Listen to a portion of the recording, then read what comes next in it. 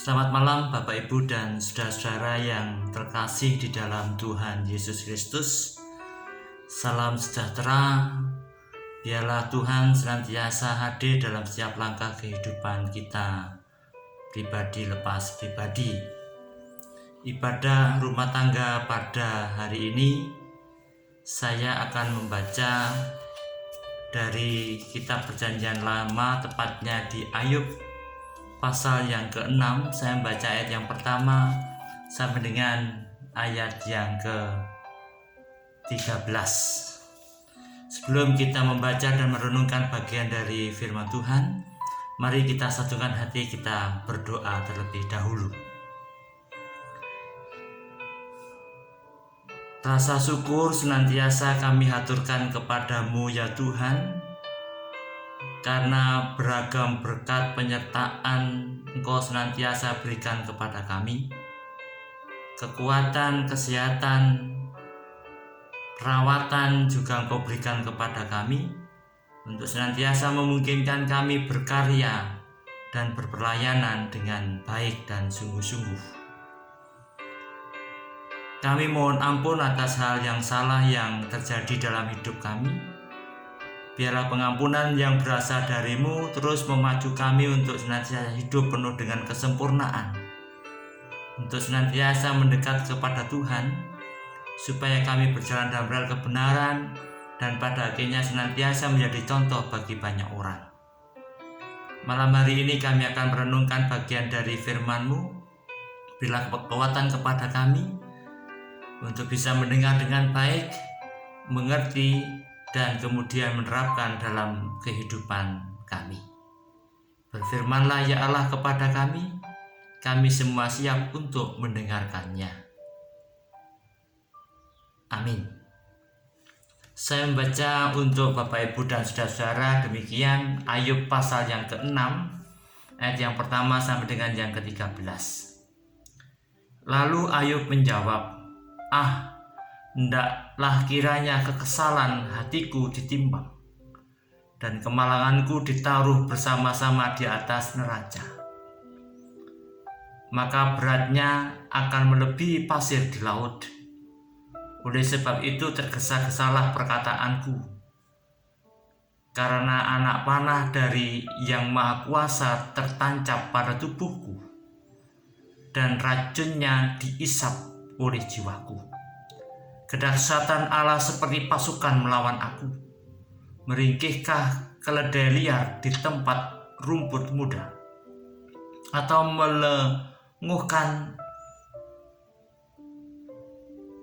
melenguhkah lembu dekat makanannya?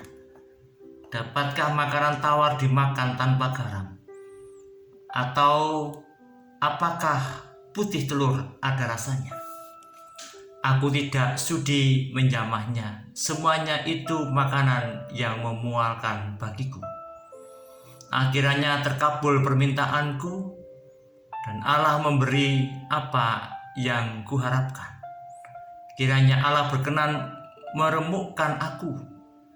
Kiranya Ia melepaskan tangannya dan menghabisi nyawaku. Itulah yang masih merupakan hiburan bagiku. Bahkan aku akan melompat-lompat kegirangan di waktu kepedihan yang tak kenal belas kasihan. Sebab aku tidak pernah menyangkal firman Yang Maha Kudus. Apakah kekuatanku sehingga aku sanggup bertahan? Dan apakah masa depanku sehingga aku harus bersabar? Apakah kekuatanku seperti kekuatan baru? Apakah tubuhku dari tembaga? Bukankah tidak ada lagi pertolongan bagiku, dan keselamatan jauh daripadaku? Demikian Bapak Ibu dan Saudara yang terkasih di dalam Tuhan Yesus Kristus, pembacaan kitab suci pada malam hari ini. Berbahagialah setiap kita yang senantiasa meluangkan waktu untuk membaca, merenungkan, terlebih menerapkan dalam hidup sehari-hari. Tuhan senantiasa menolong kita semua. Amin. Saudara yang dikasihi dan yang mengasihi Tuhan Yesus Kristus, ada dua kejadian yang terus terjadi dalam kehidupan kita manusia. Peristiwa yang menyenangkan dan peristiwa yang menyedihkan. Seringkali kita terjebak dengan melakukan sebuah tindakan mewujudkan rasa syukur jika ada peristiwa yang menyenangkan.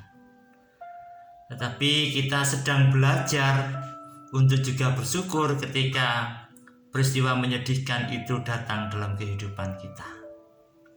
Agak berat untuk melakukan tindakan rasa syukur ketika peristiwa yang menyedihkan itu terjadi dalam kehidupan kita sampai dengan saat ini. Perikop hari ini menceritakan bagaimana sosok seorang Ayub. Saya mengambil satu ayat yang saya baca ulang kembali sebagai catatan penting ibadah kita pada saat ini. Dia ayat yang ke-10. Itulah yang masih merupakan hiburan bagiku, bahkan aku akan melompat-lompat kegirangan. Tidak mudah manusia Ayub untuk melakukan hal seperti itu. Pada saat mengalami kedukaan, kesedihan, kehancuran, penderitaan yang tragis yang dialami dalam hidupnya, yang tanpa disangka-sangka bahwa ujian yang berasal dari Allah itu harus diterimanya untuk menguatkan iman percayanya sebagai manusia yang berharga di mata Tuhan. Sebuah kejadian yang menjadikan terpuruknya secara manusia. Tetapi tidak hanya sekedar ungkapan rasa syukur yang dipanjatkan kepada Tuhan,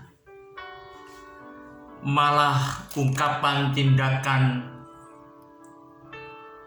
yang mengungkapkan bahwa itu merupakan hiburan bagiku, bahkan aku akan melompat-lompat kegirangan. Karena ada kesadaran penuh bahwa orang-orang yang dipilih oleh Tuhan, ketika mendapat sesuatu yang menyedihkan sekalipun, yang membuat hidupnya sangat tragis, menderita, ada kesadaran dalam diri seorang Ayub, tidak mungkin dia mengatasinya sendiri sebagai manusia. Untuk terlepas dari beban penderitaan yang sangat tragis itu, sehingga dalam hatinya imannya terpatri sebuah kekuatan bahwa Tuhan yang akan melepaskan segalanya itu. Sebab kalau itu dilawan oleh kekuatan manusia sendiri, tidak akan pernah hal yang menyedihkan, yang tragis, yang kekuatannya berasal di dunia itu dikalahkan oleh manusia. Pasti Tuhan. Dan Ayub adalah orang yang memiliki hubungan yang sungguh luar biasa dengan Tuhannya, memiliki kekuatan iman yang luar biasa, sehingga kalaupun toh dia harus mengalami sebuah peristiwa yang tragis, yang menyedihkan, dia sadar pastilah Tuhan yang melepaskan, bukan manusia Ayubnya. Saudara, ini menarik untuk kita kaji dalam hidup kita. Selagi kita terus bertahan bersama-sama dengan Tuhan, selagi kita terus berhubungan erat dengan Tuhan, ada peristiwa yang sangat tragis yang datang dalam hidup kita sekalipun, sadarlah pada kekuatan yang berasal dari Tuhan yang akan melepaskan. Oleh sebab itu, tidak ada kesempatan sebenarnya bagi kita sebagai anak-anak Tuhan untuk melepaskan dari rangkulan dan pelukan kasih-Nya. Karena seringkali kita tergoda ketika kita sedih, kita hancur dalam kesedihan, justru kita menjauh dari Tuhan. Itu berarti kalau itu dilakukan, berarti kita sedang menjauhkan kekuatan untuk menghancurkan kesedihan itu. Justru marilah kita bergirang, bersuka cita, karena sebentar kemudian karya Allah akan dinyatakan dan kita terlepas dari segala kegelisahan penderitaan itu. Nah, saudara, itu yang menarik dalam bacaan kita hari ini.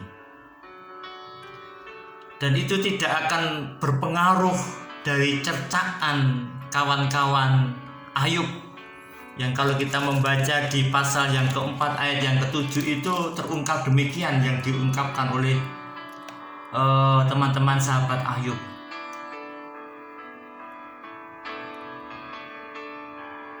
Ayub pasal 4 ayat yang ketujuh, saya membacakan untuk Bapak Ibu sekalian. Camkanlah ini, siapa binasa dengan tidak bersalah, dan di manakah orang yang jujur dipunahkan. Menunjukkan sebuah cacian yang ditujukan kepada seorang Ayub. Tidak mungkinlah bahwa orang yang menderita itu bukan orang yang bersalah. Tidak mungkinlah orang yang jujur itu dipunahkan. Itu cacian yang ditujukan kepada Ayub. Tapi Ayub sadar bahwa biarkanlah orang mencaci seperti itu, asalkan dia terus berhubungan erat dengan Tuhan. Dan satu pelajaran menarik yang juga kita camkan sebagai orang-orang yang percaya. Ketika sesama kita mengalami sakit penyakit, jauhkanlah dari sikap untuk menambah kesedihan sesamanya. Dan mengatakan seperti sahabat-sahabat Ayub tadi itu. Jika ada sesama yang menderita, seolah-olah ada kesalahan, seolah-olah ada hukuman yang harus diterimanya. Tapi sikap kita adalah kita mendoakan dengan sungguh-sungguh. Kita mendoakan membuka relasi hubungan sesama yang menderita itu dengan Allahnya, supaya karya Allah dinyatakan dalam hidup sesama yang menderita itu dan kemudian dipulihkan. Selamat menghayati perjalanan kehidupan Ayub, dan selamat untuk mereintrospeksi diri kita kembali untuk terus berhubungan erat dengan Tuhan, membuka iman kita untuk karya Allah dinyatakan. Maka kita terhindar dari hal-hal yang tidak menyenangkan. Hidup kita senantiasa diampu oleh Tuhan.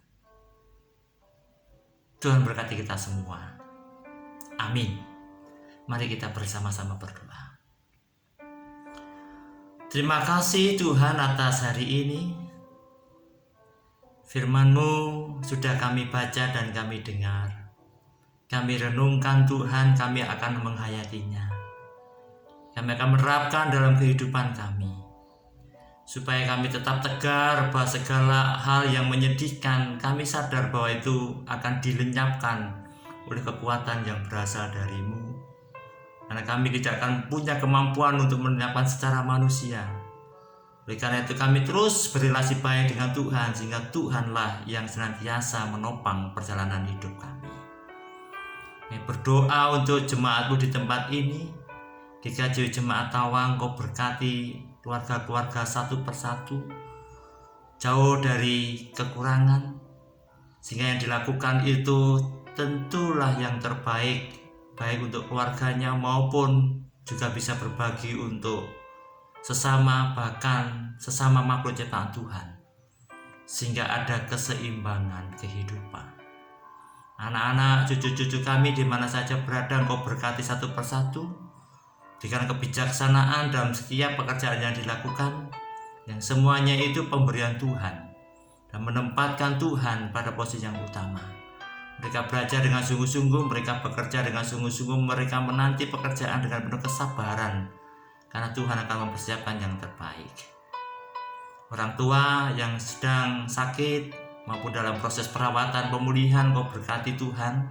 Kau jamah satu persatu sehingga pulih dari penyakitnya dan bisa beraktivitas dengan baik. Bangsa negara kami dalam upaya untuk mengatasi permasalahan yang berkaitan dengan pandemi COVID-19, memberikan kekuatan kepada para pemimpin kami. Gereja-Mu dengan organisasinya Tuhan, biarlah Engkau senantiasa menopang perjalanannya, penyelesaian tempat ibadah anak-anak dan program-program kegiatan yang lainnya, biarlah berjalan dengan baik. Keterlibatan warga jemaat berlangsung dengan baik karena Tuhan menolongnya. Malam hari yang gelap kami akan menjaga jiwa dan raga kami. Kiranya Engkau jaga diri kami supaya kami bisa bangun pagi dalam keadaan selamat. Di dalam Tuhan Yesus Kristus kami sudah berdoa. Amin. Demikian Bapak Ibu renungan ibadah keluarga pada saat ini. Bapak Ibu bisa melakukan dengan anak-anak, dengan anggota keluarga yang lainnya. Tuhan senantiasa memberkati kita semua. Selamat malam.